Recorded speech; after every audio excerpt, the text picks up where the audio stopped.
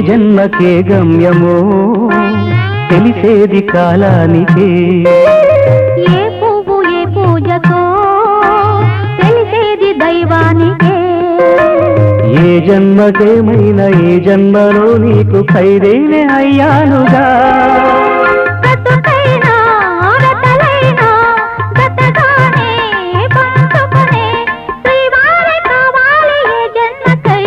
తెలియని రాగం పలికింది తీయని భావనలో, మనసే జ్యోతిగా వెలిగింది మమతల కోవెలలో, ఈ మమతల కోవెలలో.